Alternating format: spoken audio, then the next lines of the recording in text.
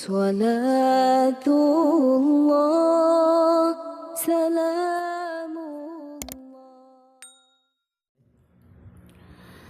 Bismillahirrahmanirrahim. Assalamualaikum warahmatullahi wabarakatuh.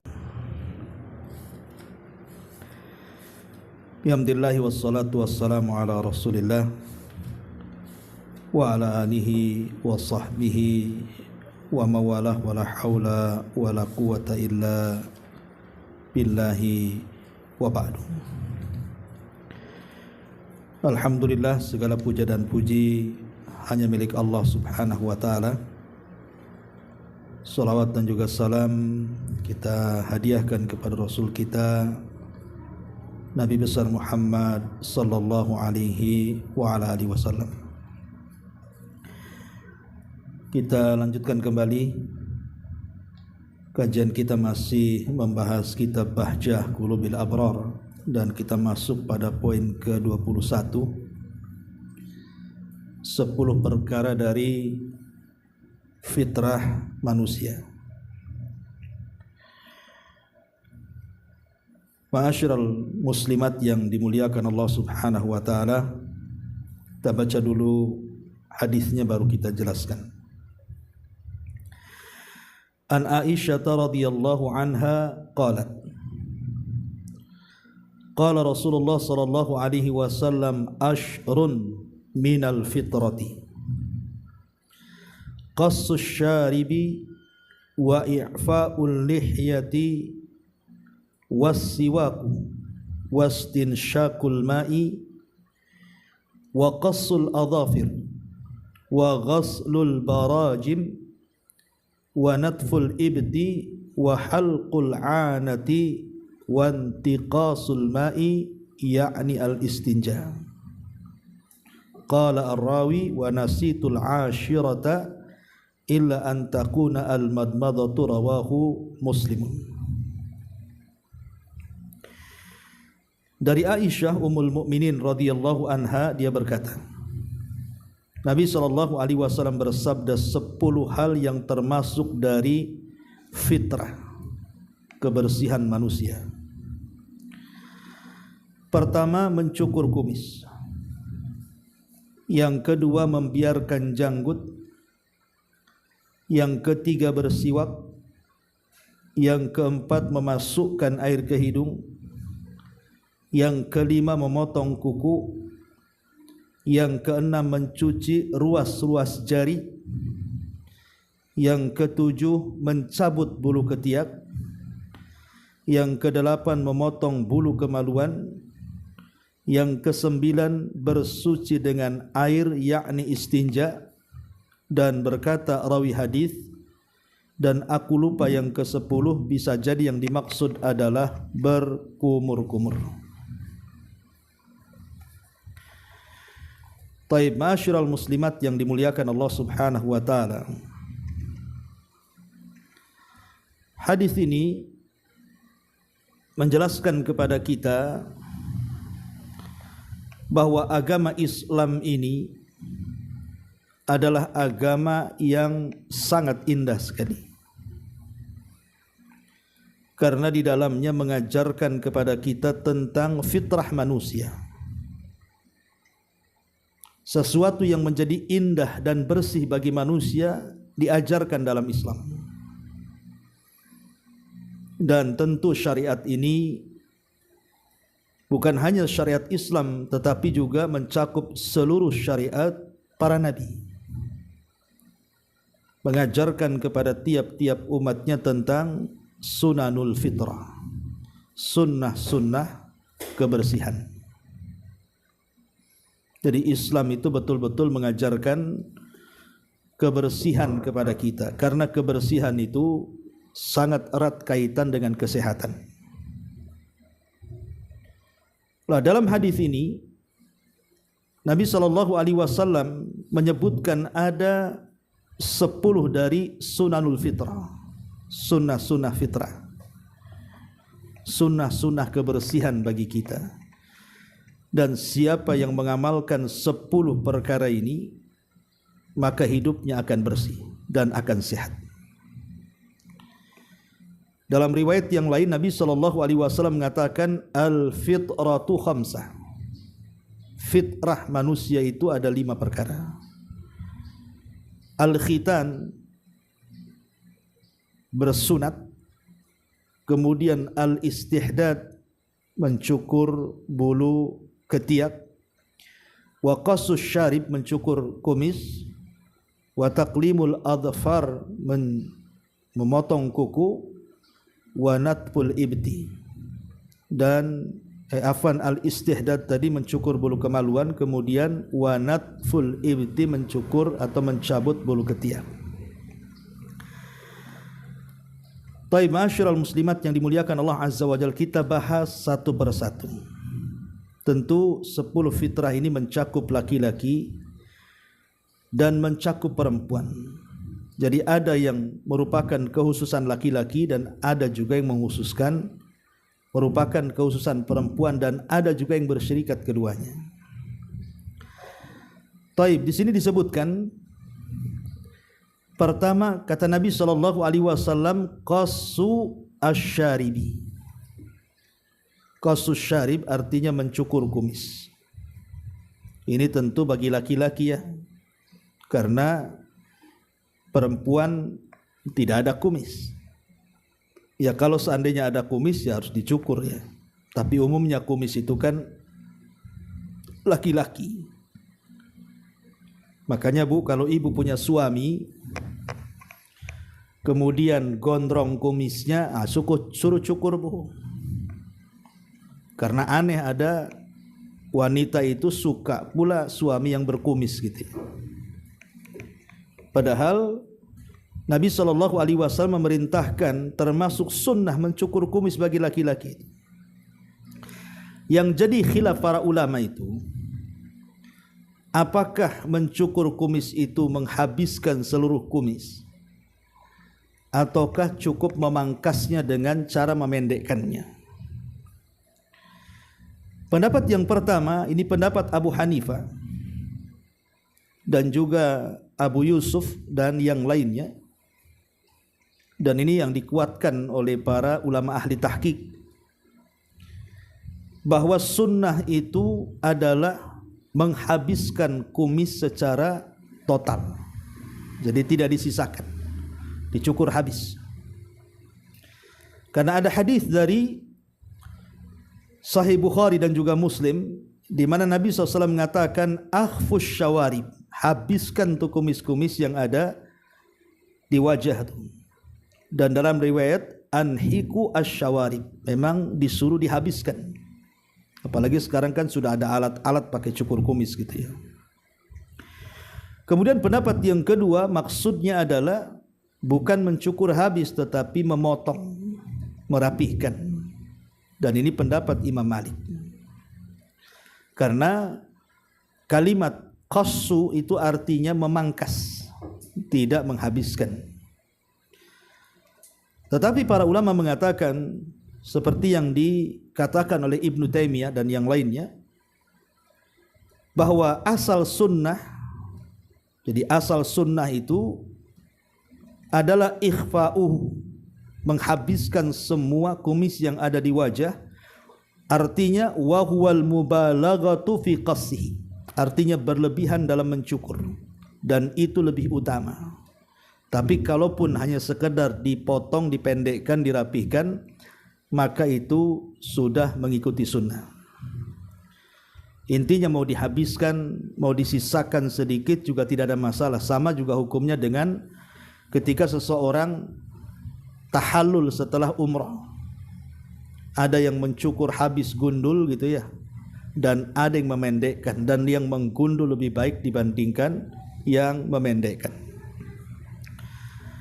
Ma'asyiral muslimat yang dimuliakan Allah Subhanahu wa taala, ini yang pertama. Dan tentu hikmahnya adalah dalam rangka menyelisihi orang-orang Majusi. Karena dahulu orang-orang kafir Majusi itu mereka membiarkan kumis-kumis mereka, bahkan dilebatkan, bahkan terkadang dikepang pula tuh kumis itu.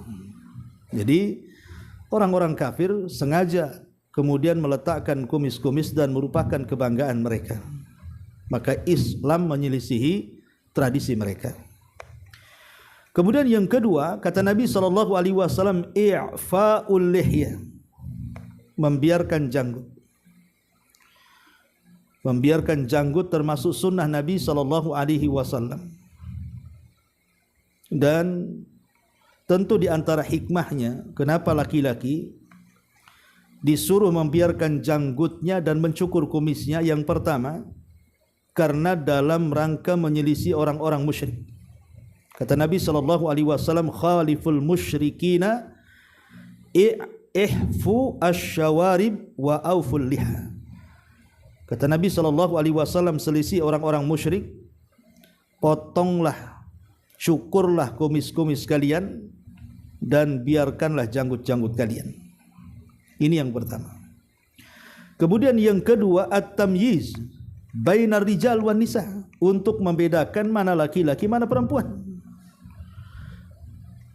Karena perempuan kan tidak ada janggutnya. Maka untuk membedakan mana laki-laki mana perempuan, biarkanlah janggut itu ada di muka laki-laki supaya nampak kelaki-lakiannya, supaya dia itu tidak disangka perempuan. Ini yang kedua. Kemudian yang ketiga, at-ta'assi bihadil mursalin, berusaha untuk mencontoh petunjuk para nabi, karena para nabi juga berjanggut. Contoh umpamanya Nabi Harun, itu janggutnya panjang sampai ketika Nabi Musa alaihi salatu wassalam marah gara-gara Harun tidak mampu memimpin Bani Israel, sehingga sebagian besar mereka menyembah patung anak sapi yang dibuat Samiri.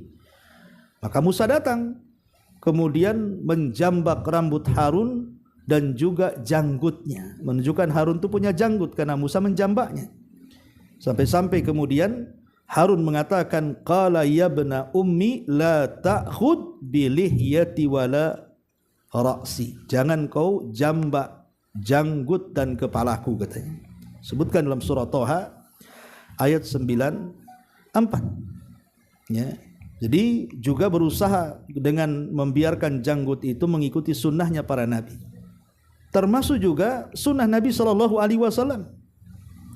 Karena Nabi SAW juga berjanggut. Ini yang kedua. Kemudian yang ketiga, wassiwaku, kemudian bersiwak, membersihkan gigi dengan siwak. Di banyak riwayat Nabi SAW mengatakan, laula an asyukka ala ummati la amartuhum bis-siwak ma'a kulli wudu. Kalau tidak memberatkan umatku, kata Rasul, sudah kuperintahkan mereka bersiwak setiap kali hendak wudu. Dalam riwayat setiap kali hendak salat. Bahkan manfaat siwak itu sampai dijelaskan oleh Nabi SAW, matharatun lil fammi wa mardatun li rabbi, sebagai pembersih bagi mulut sekaligus sebagai sesuatu yang bisa mendapatkan keridhaan Allah Subhanahu wa taala. Dari sini kita tahu bahwa siwak itu salah satu mukjizat. Karena siwak ini kan berlaku laki-laki dan perempuan, dan itu salah satu mukjizat Nabi SAW. Karena faedah bersiwak ini luar biasa. Jadi faedah bersiwak ini banyak sekali. Ya. Lah kapan siwak itu disunahkan? Ada 8 tempat siwak itu disunahkan. Pertama, ketika hendak wudu. Ini yang pertama. Kemudian yang kedua, ketika hendak sholat. Kemudian yang ketiga, ketika bangun dari tidur di malam hari. Kemudian yang keempat, ketika berpuasa di awal siang, dan itu hukumnya boleh. Kemudian yang kelima, ketika hendak membaca Al-Quran atau membaca zikir. Kemudian yang keenam, ketika hendak tayammum dan mandi besar.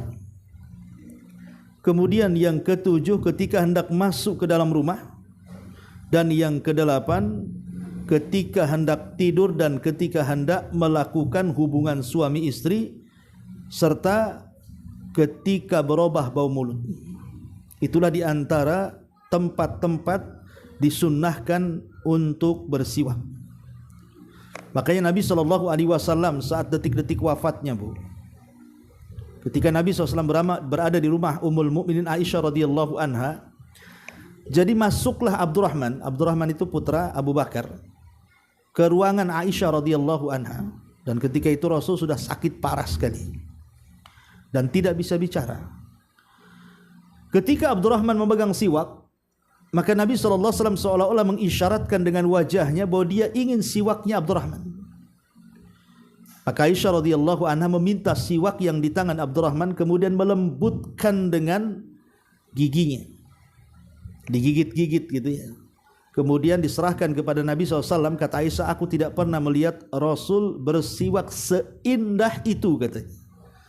Sampai sebelum wafatnya Nabi SAW, Rasul menyempatkan untuk bersiwak. Kemudian setelah itu Rasul meninggal, ya, menunjukkan bahwa siwak itu demikian luar biasa ditekankan oleh Nabi SAW, tentu karena faedah yang begitu banyak, ya.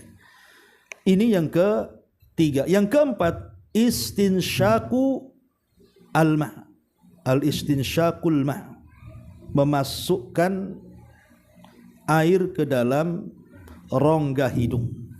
Itu disebut istinsyak namanya.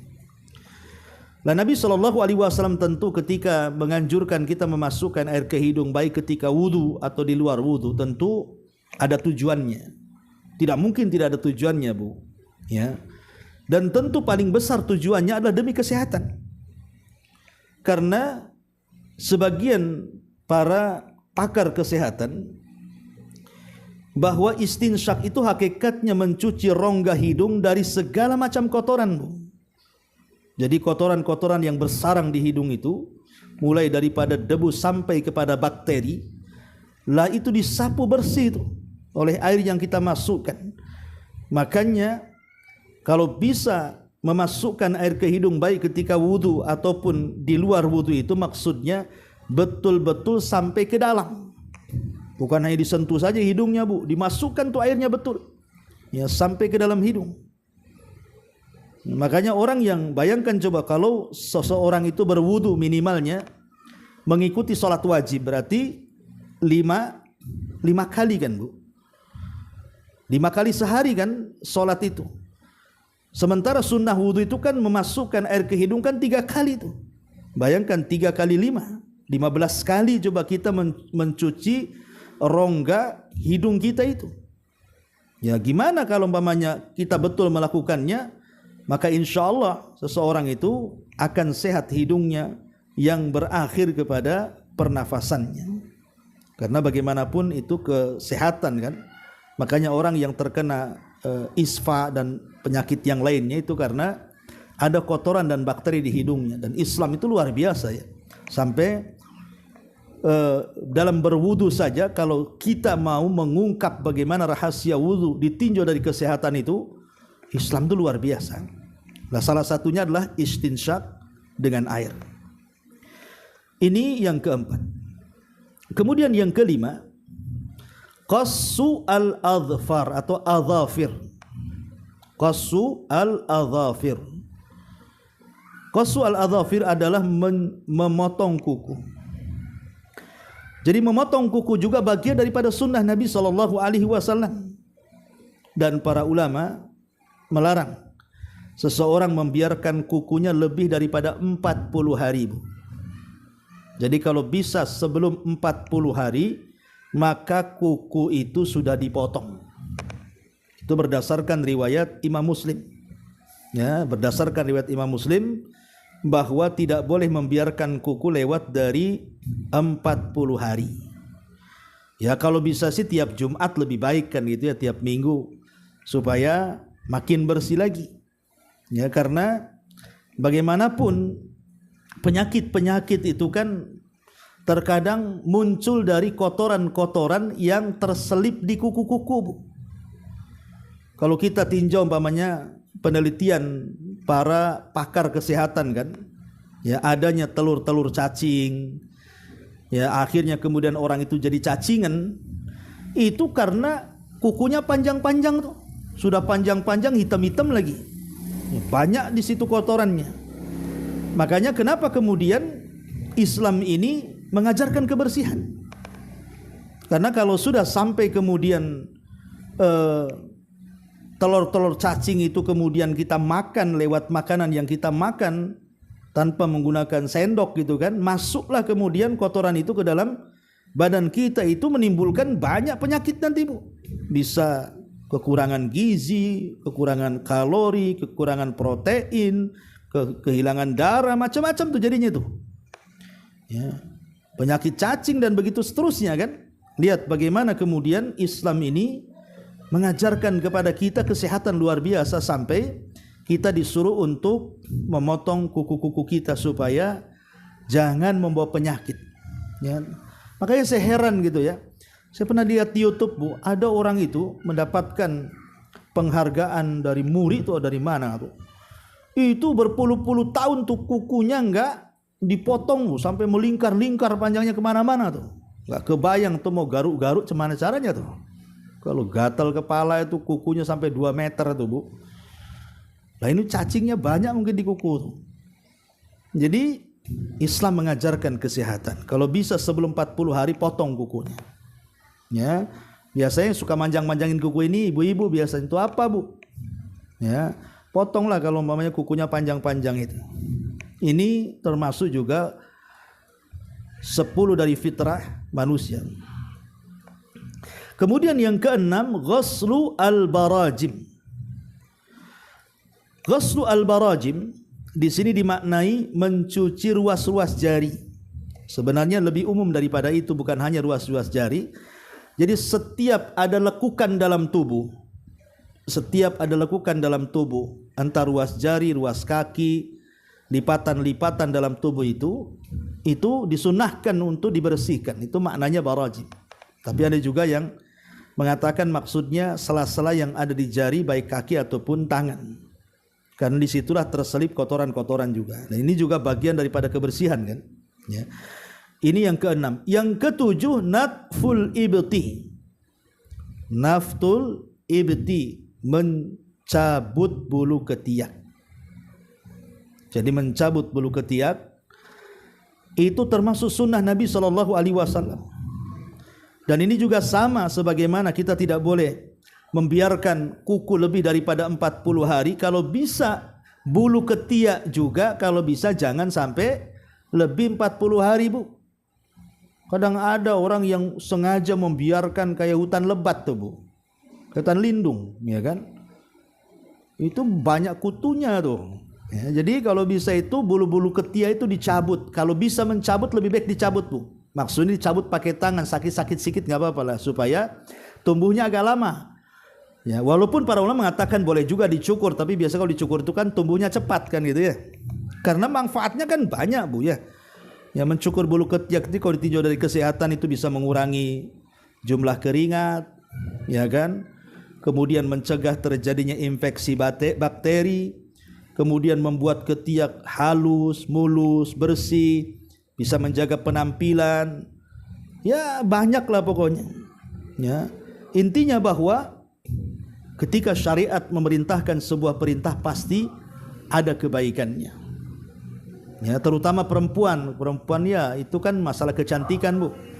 Ya, kalau bisa nggak pantas lah kalau seorang perempuan kok bulu ketiaknya lebat itu ya. Nah, gimana menurut dunia jadinya ya? Kalau bisa cukur bersih dan jangan ditumbuhkan.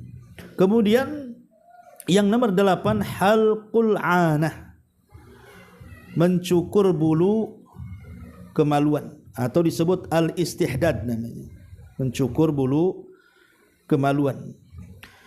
Dan mencukur bulu kemaluan sekali lagi sunnah berdasarkan kesepakatan madhab, baik Hanafiyah, Malikiyah, Syafi'iyah, Hanabila, semua mengatakan sunnah, dan itu berdasarkan ijma konsensus para ulama. Karena banyak hadis-hadis yang menjelaskan tentang masalah ini. Ya. Bahkan sebagian para ulama hukumnya makruh kalau seandainya kemudian seseorang itu membiarkan bulu kemaluannya tidak dicukur. Dan ini adalah pendapat mazhab Syafi'i dan Hambali. Karena Nabi SAW menyunahkan kepada kita untuk mencukur bulu kemaluan. Ya. Dan itu banyak riwayatnya dan juga pendapat para ulama juga sama. Dan tentu ada maksudnya kan, Bu. Kenapa Nabi SAW memerintahkan kita untuk mencukur bulu kemaluan baik laki-laki atau perempuan? Karena manfaatnya banyak. Ya, disebutkan oleh ulama kesehatan itu diantaranya bisa meningkatkan sensasi seksual, kemudian memberikan kepuasan pada pasangan, meningkatkan rasa percaya diri, mengurangi kelembaban, menghindari infeksi, ya macam-macam lah. Ya, kalau ibu baca tinggal klik aja di Google tuh keluar semua tuh. Jadi intinya bahwa tidaklah Nabi SAW memerintahkan sesuatu pasti ada kebaikan di dalamnya. Termasuk dalamnya adalah mencukur bulu kemaluan yang disebut dengan halqul ana. Dan halqu itu artinya membersihkan habis. Ya, membersihkan habis itu maksudnya bukan menyisakan, tidak disisakan, dicukur habis. Ya. Ini di antara sunnahnya. Kemudian intiqasul ma. Intiqasul ma ini artinya istinja. Apa istinja itu? Jadi istinja itu artinya seseorang bersuci dengan air. Kalau istijmar itu dengan batu. Kalau istinja itu dengan air. Disebutkan oleh para ulama tentang masalah hukum istinja ini terbagi menjadi 6 jenisnya. Pertama ada yang wajib, ada yang sunnah, ada yang mubah, ada yang makruh, ada yang haram. Ya. Adapun yang wajib adalah istinja ketika seseorang mengeluarkan najis. Umpamanya ibu buang hajat kecil atau buang hajat besar, maka wajib dicuci dengan air. Minimalnya 3 kali. Ya, ini wajib hukumnya. Kemudian yang kedua sunnah. Jika yang keluar itu umpamanya bukan kotoran, entah batu, entah cacing dari dubul dan kubur, maka itu sunnah. Kemudian mubah, kalau seandainya berkeringat kita cuci, itu mubah-mubah saja. Kemudian makruh, jika yang keluar adalah umpamanya seseorang ibu kentut, ya, apakah kentut yang bersuara atau tidak, maka tidak usah dicuci. Ya, itu ulama mengatakan makruh kalau dicuci. Ada yang mengatakan haram, ya haram. Kalau seandainya istinjanya itu umpamanya dengan air hasil nyuri, ya, jadi airnya itu hasil nyuri, itu tak boleh, ya. Ataupun istinja dengan perasan-perasan buah-buahan seperti pakai jus. Ngapain jus untuk istinja, untuk cebok? Jus dimakan lah, Bu, ya. Nah, itu haram hukumnya, tidak boleh. Dan ada yang menjadikan khilaf para ulama antara mubah dan makruh ketika beristinja dengan air zam-zam. Ya, intinya bahwa membersihkan kotoran baik hadas besar atau hadas kecil dengan air itu jauh lebih baik dibandingkan istijmar dengan batu. Tapi kalau tidak ada air, baru menggunakan batu dan diganjilkan. Dan yang terakhir adalah al-madmadah, berkumur-kumur. Ya, berkumur-kumur tentu faedahnya banyak sekali karena bisa menghilangkan seluruh penyakit-penyakit yang ada di mulut kita.